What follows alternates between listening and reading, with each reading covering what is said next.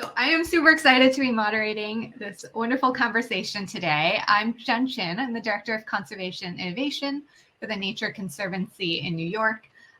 So my past experience is kind of mix of startup, big tech, community-driven wildlife conservation, as well as sometimes spent in the corporate sustainability sector. And at the Nature Conservancy, my main role is really helping teams to innovate, understanding how we can create new partnerships, and in particular in the area of water quality and water quantity, and how we can introduce new technologies into that space. So I'm moderating, very thrilled to be joined today by Laceys Intro, who's the CEO of Olacan Minerals, as well as Tom Ferguson, who's Managing Director at Burnt Island Ventures. And before we dive into their intros, just wanted to encourage you to submit questions as we go along. We're going to be pausing throughout sort of our more structured conversation today to dive into those and take some of those. So without further ado, I'm going to pass it over to Laceys for her intro. All right, thanks, Jen. So again, I'm Laceys Intro, founder of Olacan Minerals, and we provide mineral-based products for public infrastructure and renewable energy supply chains through captured brine waste from desalination plants. We have a small but mighty team of 4. Our team expertise includes research and development chemistry, public policy and regulatory compliance, as well as customer strategy and business development. We're based in Southern California, and we were founded in January of this year. A little bit about me, I'm originally from Jackson, Mississippi. I went to school in Atlanta and New York City. I majored in math and civil engineering with a concentration in water resources and environmental engineering. Prior to Olacan Minerals, I was a commercial construction estimator for Hansel Phelps, which is one of the largest general contractors in Southern California. I also led water infrastructure projects for the city of Atlanta under Marcusine Reed as a watershed program manager, and helped secure a $16.5 million federal infrastructure improvement grant for my hometown of Jackson, Mississippi, where I managed the city's infrastructure master plan under Keisha Powell. And Keisha Powell, just going to say this, continues to be a mentor of mine to this day. She was the Commissioner of Watershed Management for the city of Atlanta. She was the first woman public works director for the city of Jackson. And she was also the first boss that I had that looked like me. And who I could see myself emulating. So she was extremely smart, had a strong work ethic, and embodied what it meant to be a servant leader. So I still look at her leadership style as a blueprint for how I want to lead my team. So yeah, that's just a little bit about my details. We can get into more discussion later, but these are the experiences that helped me shape my understanding of both the water and infrastructure crisis, and aided in the creation of Olacan Minerals. Thanks so much, Laceys, and thanks for sharing a little bit of your journey and background. It's definitely really inspiring to hear about the people who have influenced you and who you continue to look up to. Tom, why don't you tell us a little bit about what you do? And you're muted.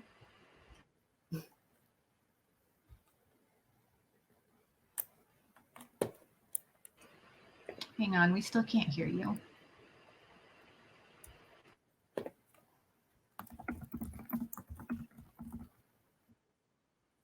Tom, try the mute button should be at the bottom of your screen. Unfortunately, as a moderator, I can't unmute you.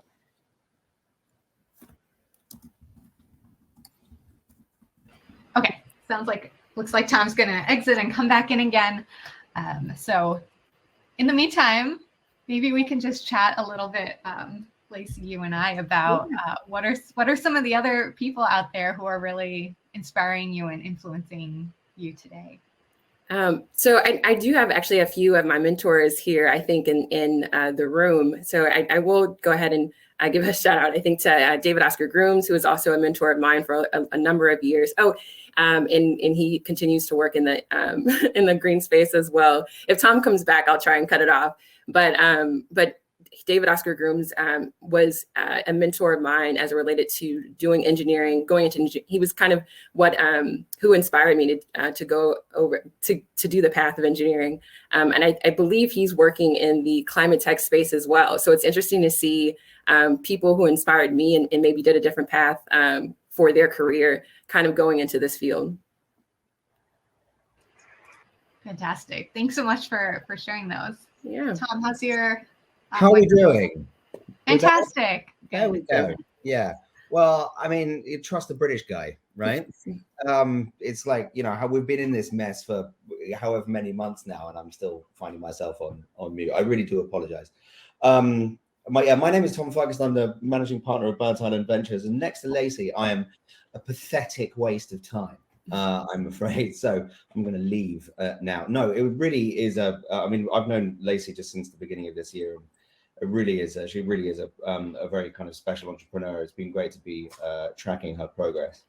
From my side, I kind of decided in late 2008, early 2009 to kind of dedicate my professional efforts for the however long my professional efforts would last to the sustainability arena. And I was first exposed to water in 2010 when I wrote the first water disclosure report for the Carbon Disclosure Project while I was a consultant to Environmental Resources Management, which is the largest pure sustainability consultancy in the world. I spent most of my time at ERM building sustainability related investment cases for some of the largest brands in the world, and most of those sustainability investment cases were summarily ignored.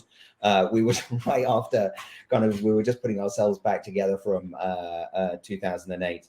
And it's been very interesting to see the curve, because we were just here after the first kind of clean tech bubble burst after going kind of bananas from 05 to 08.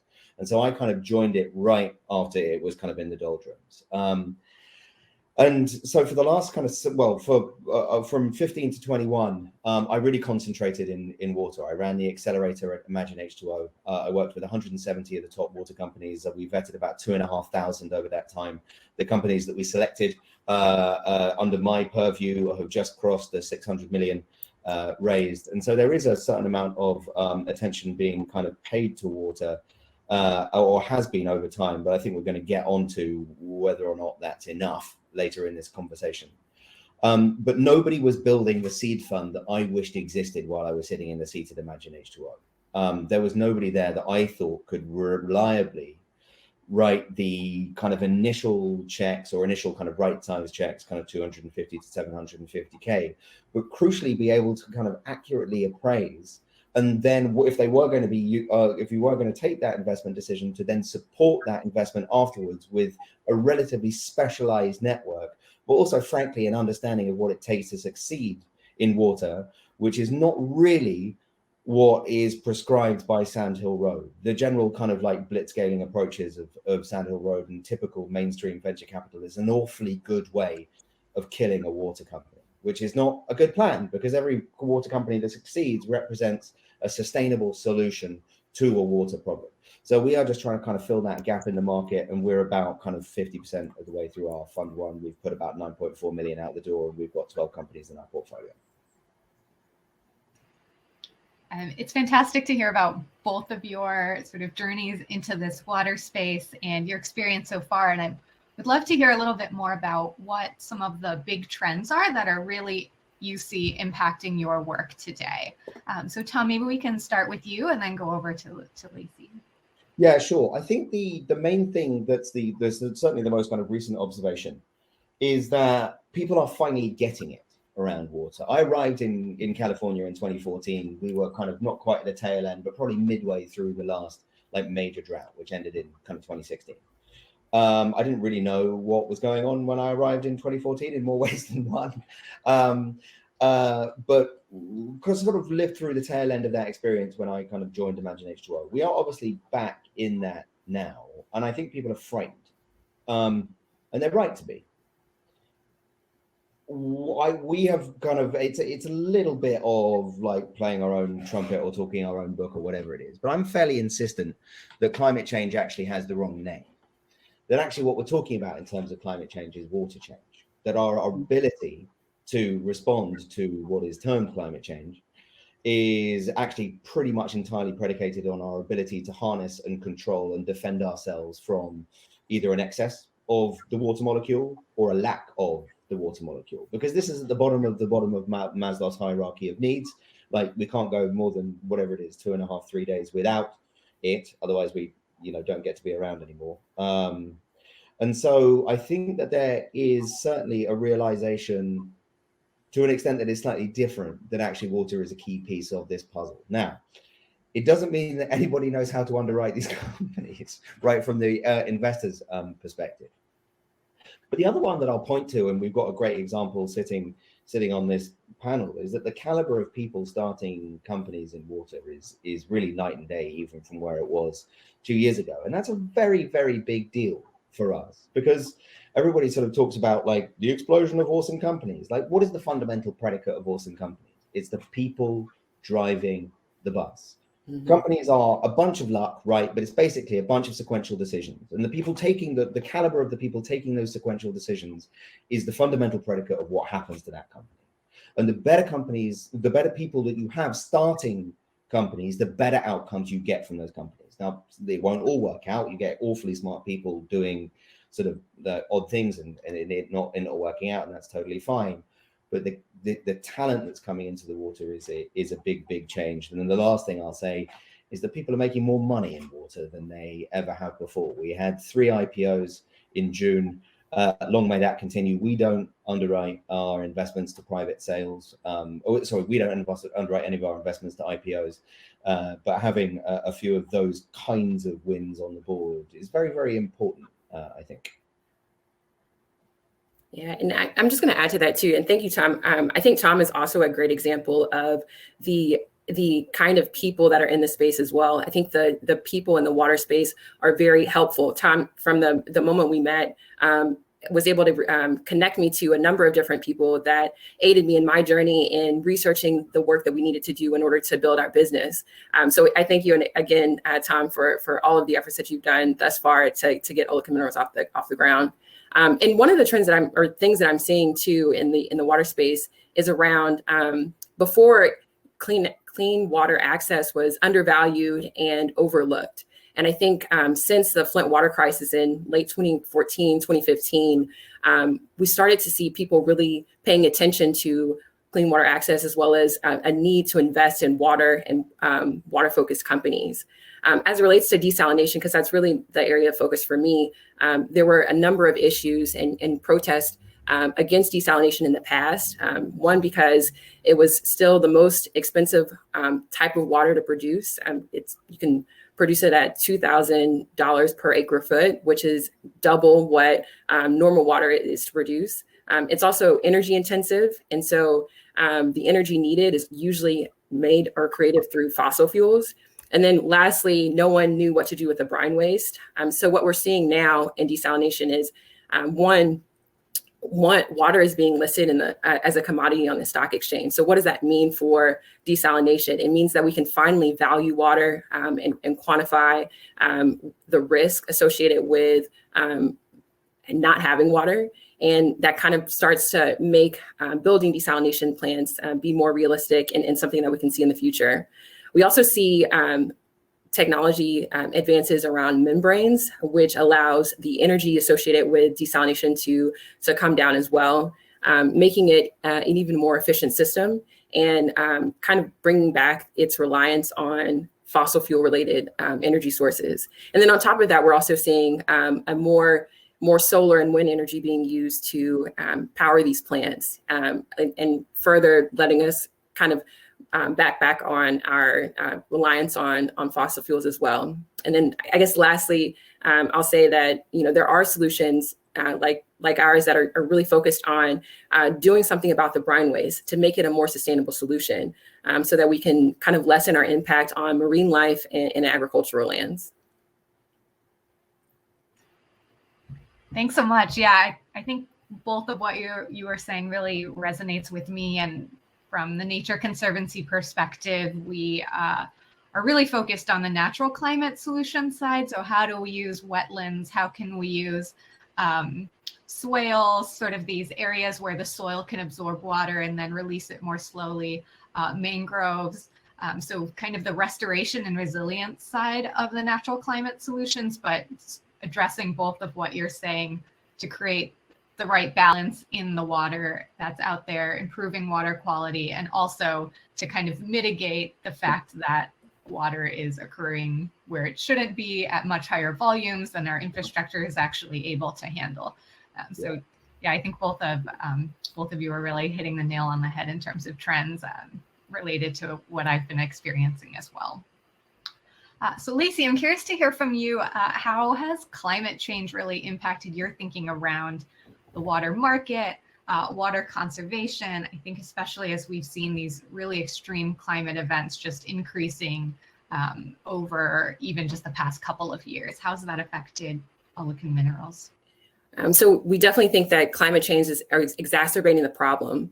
So what we know about greenhouse gas emissions into the atmosphere is that with more greenhouse gas emissions in the atmosphere, it's going to cause even more extreme weather patterns. So dry places are going to get drier. Flood and storm prone areas are going to have more severe storms and floods. We also know that by 2025, according to the UN, 1.8 billion people will live in areas plagued by water scarcity.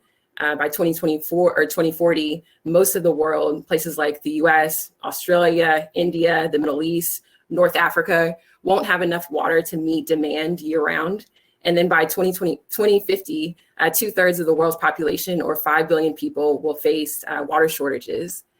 Droughts and wildfires can cause billions of dollars in damage. And we also have linked droughts to civil conflict. So the ongoing conflict in Darfur correlates to the drying of Lake Chad. We also can correlate the Syrian civil war to droughts as well. So there's a lot of issues that can come from climate change. And even just if we ignore climate change for a second, our global population has almost quadrupled in less than 100 years. So in 1927, there were about 2 billion people on Earth. And today there's about 7.8 to 7.9 billion people. And each of those people use about 80 gallons of water each per day. And even though we have the same amount of water today that we've had 100 years ago, we're having to share it with more people. And so then when you factor back in climate change, where you're going to see large shifts is really in where that water is going to have to come from, because we're only living off of a small amount of water, and that fresh water source is dwindling. And so it really impacts we know that we're going to need more other options. Desalination is something that we will have to look at, because there's no other options. Salt water is about 97% of all water on Earth. And it's just an easy source for us to kind of tap into. But if we tap into it too much, then we'll be left with a lot of waste. And we'll need to do something with that waste in order to make it a more viable option. It's an interesting one, isn't it? I think,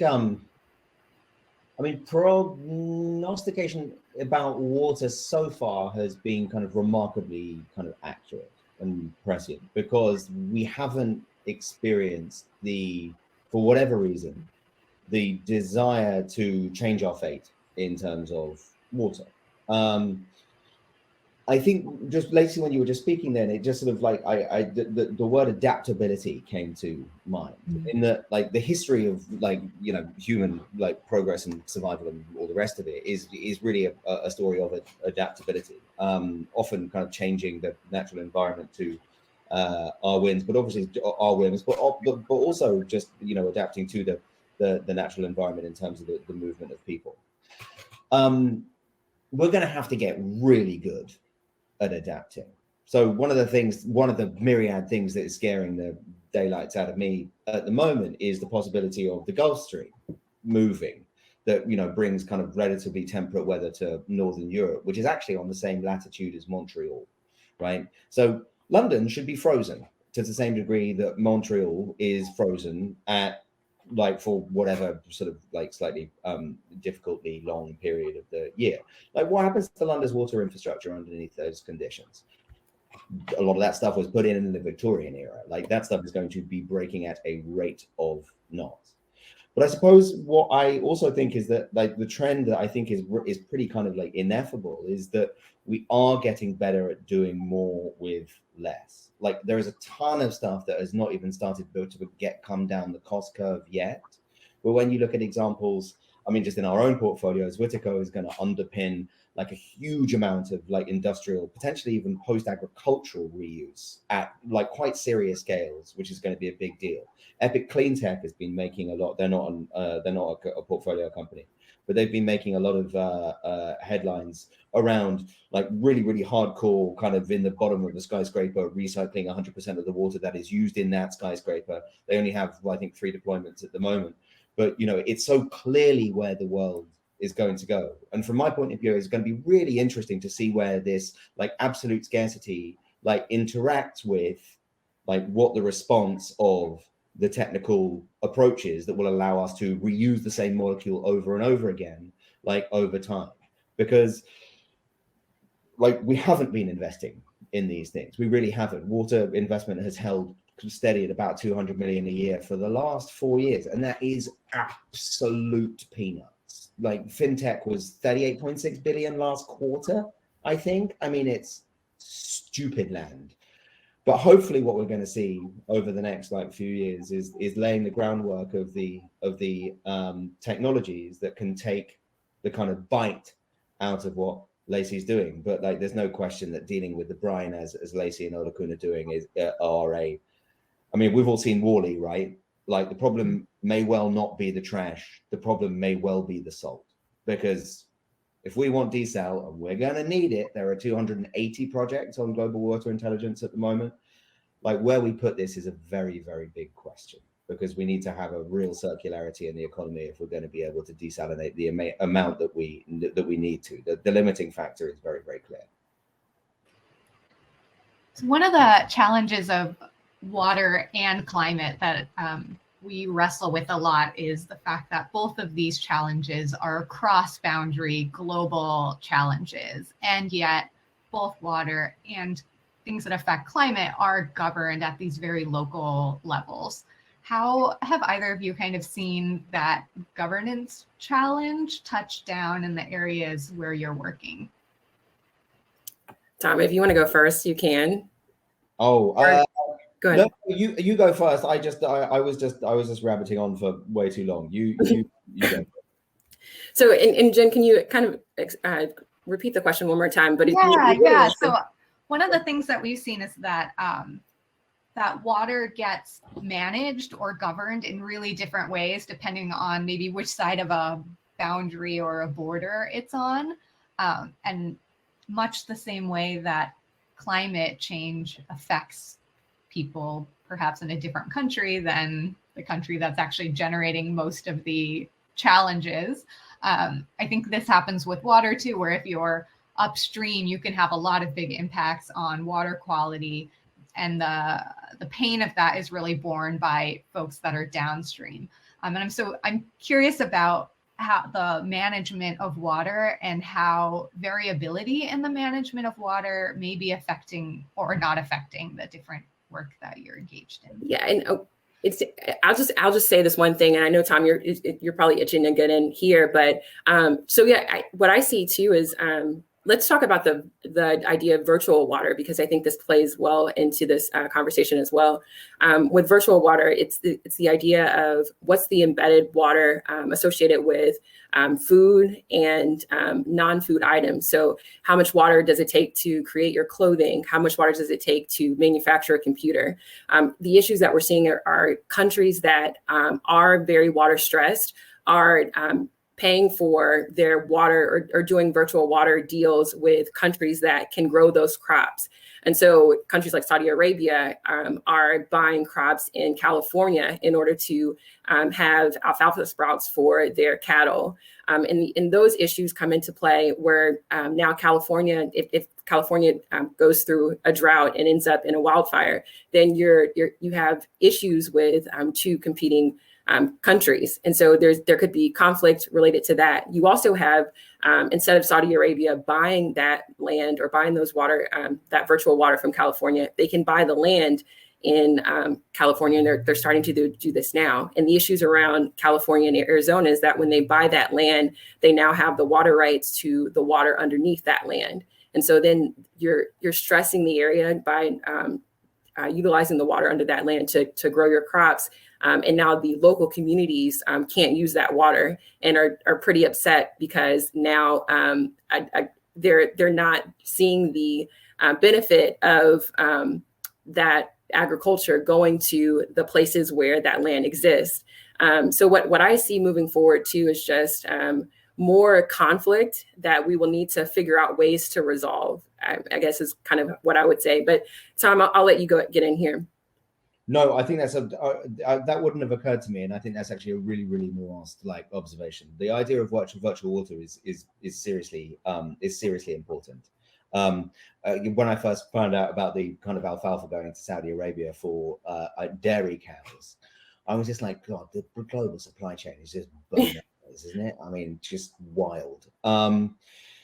So this is a really interesting, I think, question. I mean, the manifestation that comes to mind at the moment is just what's happening on the Colorado River at the moment. So for those of you who haven't been following this, the Bright Sparks in 1920, I think it was, decided to allocate the volume of the Colorado River at the end of, I believe, 4 or 5 exceptionally wet years.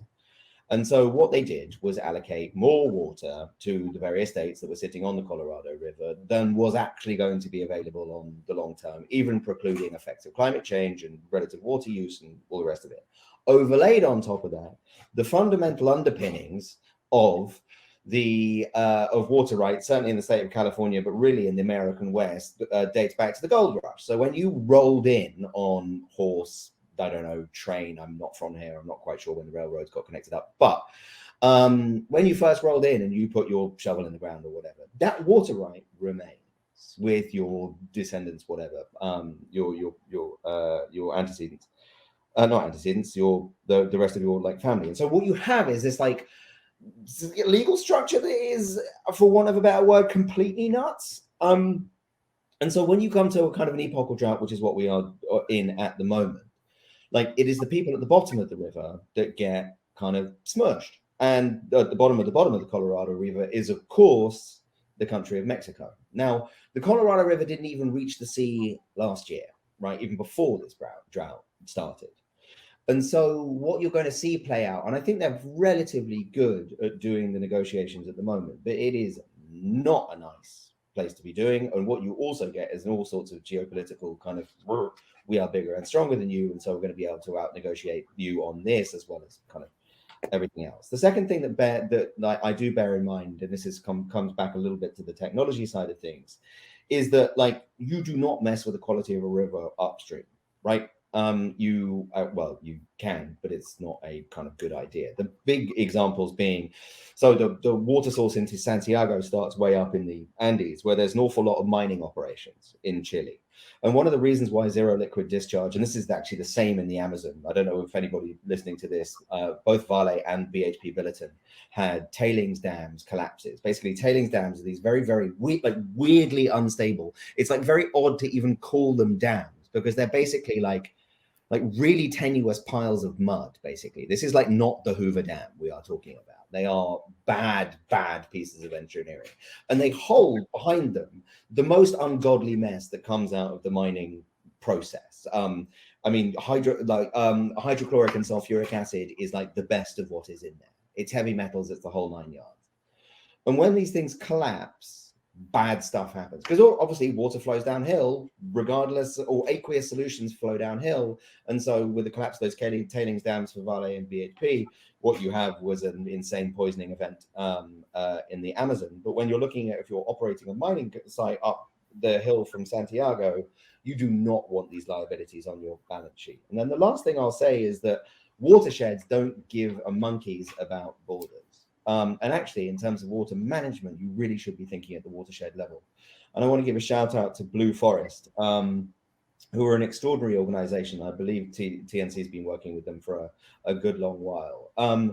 They are looking at essentially, the better you manage a watershed, the more reliable the water flow from that watershed, from retention from vegetation, and it's all the stuff that Jennifer, you alluded to previously. But if you've got there is an economic value to the increased predictability of that flow of water from that watershed. So what Blue Forest is trying to do is to use those downstream monetary values, productize them to be able to raise money to make those interventions within the watershed to provide those future economic values of the increased availability of water. Jennifer, it's a great question, because this is like, because the water doesn't care. The last thing I'll say is that really where we need to get to with water management is that we need to decouple ourselves as people, families, economic entities, frankly, political entities as well. We need to decouple ourselves from the vagaries of the water cycle, because we have predicated our society on a degree of predictability of water flow that we have smashed up. And it's that big a project. We need to completely insulate ourselves from what we have. I mean, we've poked the tiger of Mother Nature, and we're just starting to see the beginning of what that means. And we need to protect ourselves, and we need to protect ourselves economically if we're going to help everybody cope with what's coming. Tom, I have another question for you, but let me just pause for a minute. And audience, if you have questions that you wanted the panelists to answer, please go ahead and pop those into the Q&A part of, some should be on the right-hand side of your screen there. And we will be taking those questions as we go. So just a reminder to put your questions in. So Tom, you were talking a little bit about some of the challenges facing non-US countries. And I do think that there is this sense out there that if there's water issues in countries that are still considered developing, that should be addressed by cross-government aid, by philanthropic dollars. Just really curious to hear your thoughts on sort of what is it going to take to drive more private sector and venture type of investment in those areas, especially since these are issues that really affect all of us, and not just countries that are sort of the biggest beneficiaries of aid coming from wealthier countries. Yeah, I mean, the two parts to that, right? I'll get to the driving investment, but in terms of the sort of the aid side of things, I think we like to think of ourselves as you know, like kind of all in this together, and hopefully trying to sort of like sing from kind of the same hymn sheet. But the reality is that, like, if that was true, we would have cared about the Maldives in the climate negotiations over the last, I mean, whatever it's been, 20 years. Well, no longer than that. One was Copenhagen.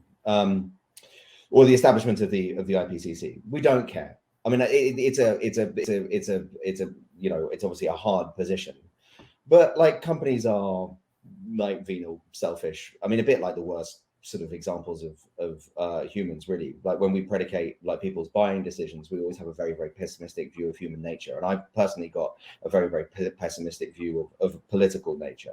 I might be surprised, but the only time you're ever really surprised about this stuff is when there is a full-blown crisis. And we're going to be tested in that. You know, there's like, it's about 750 million people in Bangladesh are going to be extremely vulnerable to sea level rise, and they're going to have to go somewhere. And how we cope with that is going to hopefully be a case study in international cooperation, but I'm not holding my breath. So that's pessimistic. But I think the green shoots of the people who are operating kind of governments with the most intensely vulnerable at their you know, kind of like within their countries. I mean, obviously there is a very like limited ability to pay for the kind of upgrades that you need to. But the government of India is making some like important strides towards this. I think both India and China have realized that to all intents and purposes, they have poisoned their surface and groundwater resources, and that the party is slightly over, and it is going to be a limiting factor both on the health and economic growth side of things.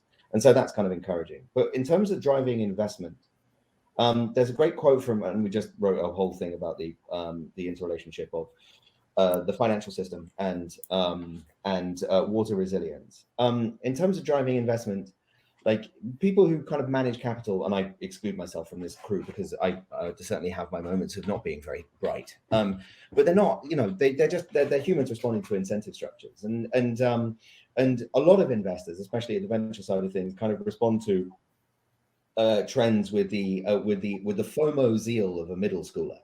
And this is why, you know, or what you see in terms of like people piling into everything from the manifestation of crypto through the medium of NFTs to like the slight kind of healthcare bandwagon that's going on at the moment. Like you need to have the incentive structures in place, and people making money begets more investment. We'll see what the data looks like at the end of this year. But I think if you have the foundations of the argument are there. I've spoken about the quality of the people building companies. The second thing is the dynamism of the market. We are now seeing companies like 120 Water, not an investment of ours, but I'm on their advisory board. You know, they're knocking on the door of kind of 20 million in ARR within about kind of like 4.5 years of operation, which is like, if that was in any other industry, it would almost certainly be a unicorn. And you know, it's just that people don't know how to price companies providing services to the water sector. And then the question is, can you get your capital out again of good founders building companies in an increasingly dynamic market that's increasingly important? And I think there are three parts to that. There are the incumbent companies, your Xylem, Suez, Veolia, you know, the people that you would associate with this. Then you have the emerging companies, the kind of major conglomerates like Danaher, Berkshire Hathaway, Koch Industries, but also actors like Cisco. And I know for a fact that Amazon and Google are looking at this for the kind of household data side of things, but like, obviously. And then the last thing is the private equity industry. The private equity industry raised an unbelievably large amount of infrastructure capital. It's quite difficult to put your money on exactly how much, but it was certainly a very interesting fundraising theme about 2 to 3 years ago. And what they're discovering is that there are only so many toll roads and dams and whatever that you actually want to own. And so they're like, by the way, well, actually what we meant was, it wasn't like dams and roads. It was like kind of anything to do with energy and water. And so we're seeing it bleed out into there. And I think the reason I'm doing this and the reason I put kind of essentially the future of my child like on the line is because I think that there's a really resilient argument for this as an economic market. But like, you know, Laceys obviously done a similar thing in terms of using the only non-renewable commodity she has, which is obviously her time. Lacey, what do you think? I think that you kind of, I'll let you keep that argument or close that out, because I think that you kind of hit all of the points that I was going to say as well. I think it's really about investing in water and using a lot more than just in private equity or private investment. I think that we're also seeing, and you kind of mentioned it as well, that we're seeing more public dollars being allocated to water infrastructure and water investments as well. It might not be enough. And I know, Tom, you probably have strong feelings about the amount of money that's been invested thus far, or what's being proposed to be invested, and it's not enough. But it is a start, and it is more than we've seen in the past. So I think as we see more interest in the water sector, especially as things kind of turn from not really it's being an afterthought to being like the one thing that we know that we need, I think we'll see a lot more investments in the future. Yeah, I would agree. I would absolutely agree with that. It's kind of water is fascinating psychologically because there is nothing more important. And almost nothing, especially kind of in the developed world or, you know, whatever, the like emerged economy, that people think about less, you know. I mean, we just take it for granted. And it's amazing what happens, like if you were to graph the attention spike. Don't care, can like fill up water from my fridge or whatever that I did for my son this morning. And like, you know, run him a very shallow bath last night. To what happens when that tap doesn't work. Right, the attention goes from 0 to 100 like immediately, and it's a fascinating thing because we don't think twice about paying $80-90 a month for our cell phone bill. But like even in the water sector, I was like part of it, and 75% of the room had no idea what they paid for water. It's like bizarro town. It's very strange. But like people are going to wake up to it because it's just a case of supply and demand in the end. I mean, the US intelligence assessment says that like, you know, 40% excess of demand over sustainable supply by 2030, like downstream of that is all sorts of like economic opportunity and hopefully not too much pain, but there will be some. Yeah. And then I think another thing that's going to come up is the amount of cities that are in danger of reaching or of running out of water. If we take Cape Town, for example, in 2018, they were within months of running out of water, and it just happened to rain. And the rain kind of helped with making sure that they had enough water to move on. But Cape Town is a coastal city. When you think about the amount of, there's about 11 cities that are in danger of running out of water, including Sao Paulo in Brazil, Bangalore, and a number of different other cities. Miami is one in the US. And a lot of those cities are coastal cities. And when we think about the access they have to other water sources, I think they'll hopefully be investing in infrastructure to where that won't be an issue. But I do think that because they are in danger of running out of water and those damages could be in the billions of dollars, people are going to have to start paying attention a lot more than they have in the past. Absolutely. The resilience question is so important, isn't it? I mean, 99 of the top 100 climate vulnerable cities, which is essentially predicated, it's partially on heat, but it's mainly to do with the vagaries of water falling from the sky, rising from the sea, kind of like freshwater resources being overly depleted. 99 of the 100 are in Southeast Asia. They're gonna Indonesia's gonna have to move Jakarta. They already know where they're gonna move it to. I mean, like, the scale of what adaptation actually means is like bizarro town. And I feel like it was interesting to me, like this summer when everybody was kind of leaving San Francisco and leaving these annoying Twitter posts saying kind of like, oh, San Francisco's dead. Like, I'm like, okay, fine. Where are you moving to? You want to, like, I mean, like, Miami's like a wonderful place, but it's not without its risks. Like, the water table in southern Florida is filled with not good news. Now, Miami-Dade, like, Department of Water and Sewer is a fantastic operating company, but you do not want to look at where a lot of those lines are going. And they've got some serious questions to answer about how, like, it is essentially going to maintain its viability in the era of climate change, because it is coming. And you're already seeing the start of this in various communities. And it's tragic. It's really tragic in the Florida Keys. And the worst thing is, it's not the VC people who are crowing about moving to Miami and have made God knows how much money in Ethereum. It's the people who are least able to deal with this, that deal with the ramifications and pay an outsized price for the vagaries of it. There's an undeniable economic and racial inequity issue here that is vastly underreported. And I applaud the efforts of people like Catherine Flowers, who really try and bring this to the fore. I'd love to hear more about desalination and sort of its viability. Like, what was it about desalination that attracted you to this space? Lacey and Tom, what is it that's attractive about desalination? And then let me also couple that with a question from the audience, which is just a recognition that one of the challenges around desalination is the disposal of brine.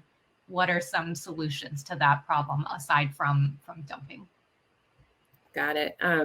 And I think I'll start by saying that I think that the thing that most attracted me was that the doom and gloom around we were running out of water was based off the fact that we were only living on 30% of 1% of all of the water in the world.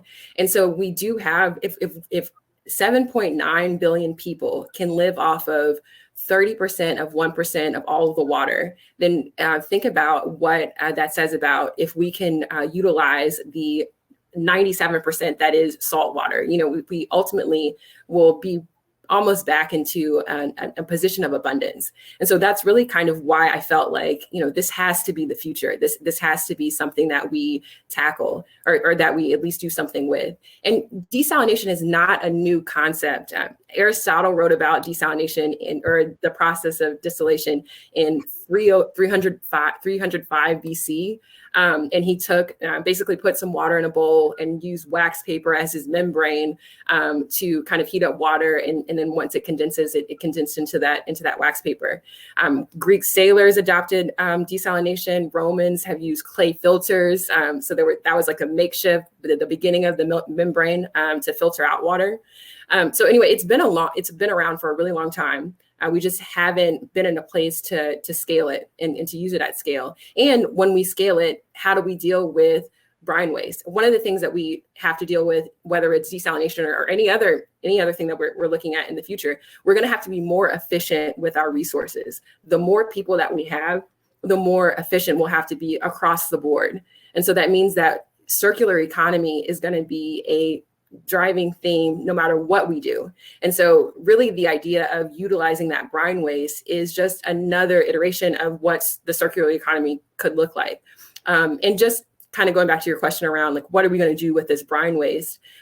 In that brine waste, there's salts, there are things that we use on a daily basis. The two most valuable minerals that are in quantities that are worth harvesting are lithium and rubidium, that we know that obviously lithium is such a hot topic right now with the need for moving to EVs by adopting electric vehicles across the board. But outside of even lithium and rubidium, we have a number of magnesium, potassium, calcium that we use for things like fertilizers. We also use it to create road salt de-icing agents. We use magnesium and calcium a lot. We use it for concrete aggregate mixtures. So there's many industrial uses or use cases for the waste product or the minerals that we can harvest from that waste product, among others. We could also use hydrochloric acid and sodium bicarbonate that could be used in manufacturing as well. So I'm excited about the possibilities, and those are just the things that we know of. I think as our world changes, as we continue to innovate, we'll find more use cases for that salt brine waste. There's even talks of creating sodium-based batteries. So anyway, I think that the future is bright, and I'm looking forward to see what comes out of it.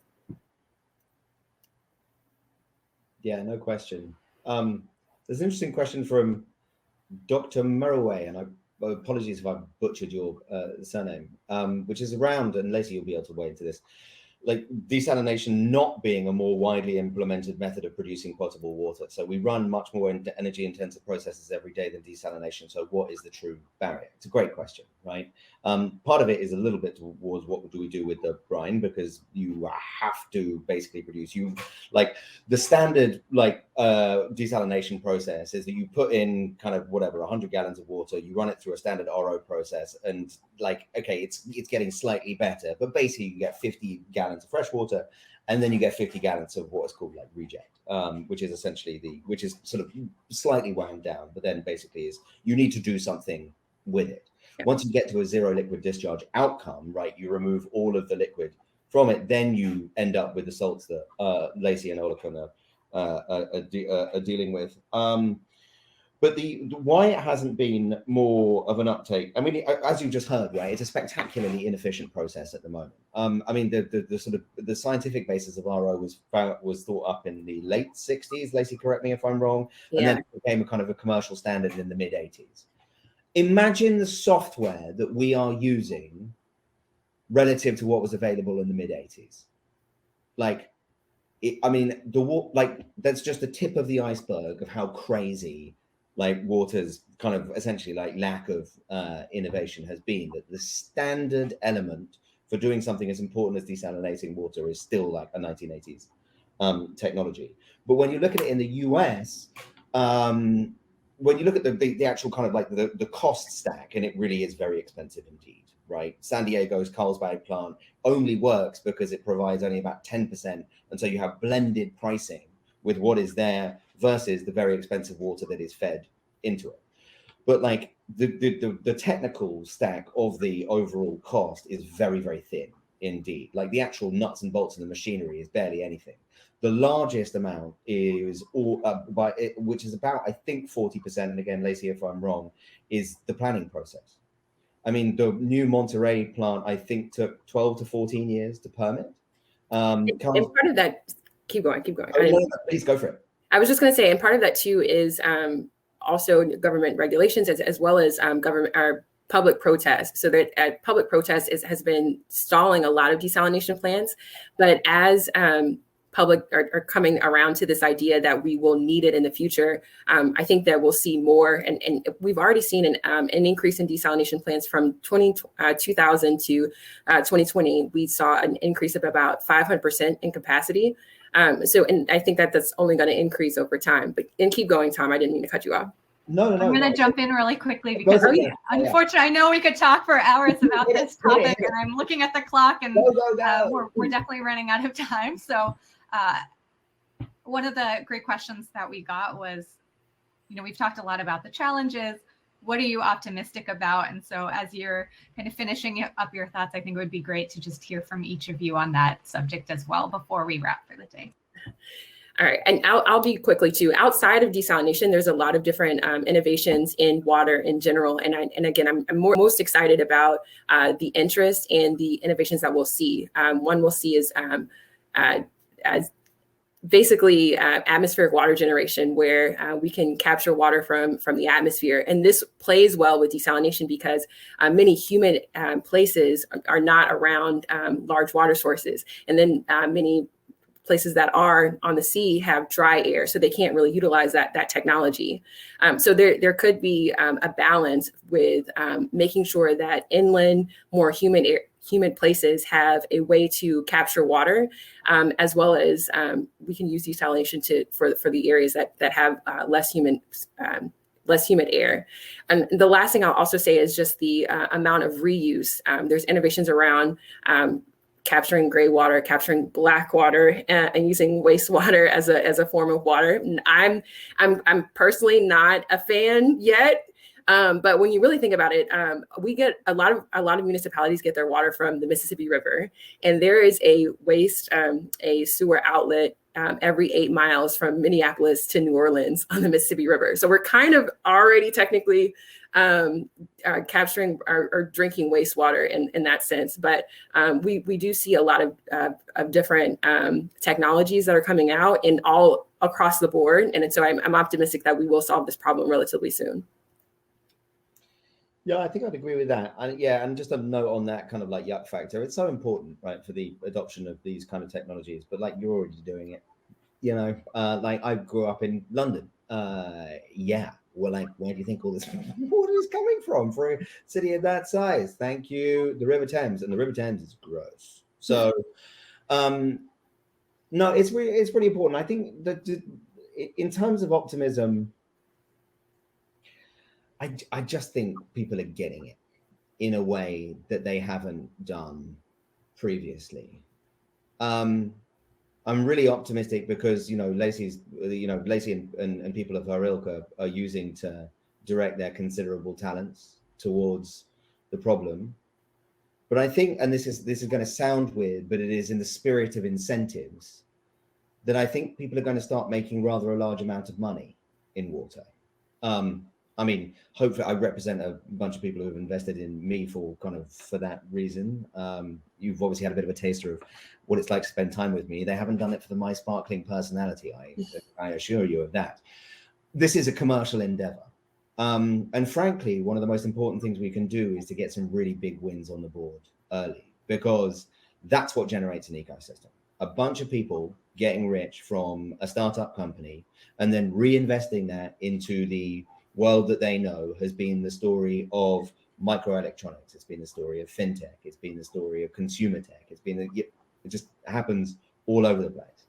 And I think we're going to have we're going to post some big wins on the board, and that's going to make the ecosystem around water like driving the technological change that we need to see to do all of the like really hard generation species defining survival work that is in front of us. It just gives us a bigger shot of making sure that my 4.5-year-old isn't growing up in Mad Max. Well, thank you so much, Tom and Lacey, for your great conversation today. For those of you whose questions we didn't get to, I'm so sorry that we ran out of time, but please feel free to reach out and ask them individually. And thank you so much to Climate Tech Summit organizing team for all that you've done. It's been fantastic experience. So thank you very much, and we'll see you around. Thanks, Jen. Thank you so much, Jennifer, Lacey, Tom. Amazing discussion. We have a brief partner spotlight on the main stage, and then we're diving into our next two sessions, which are on electrifying neighborhoods and communities and the new cool, the future of clean air cooling. So everyone, please shift rooms, and thank you again for joining us today. It was incredible. Thanks, everyone. Cheers, Thanks. Jennifer. Lacey, speak soon. Yeah, Thank thanks. you. Thanks.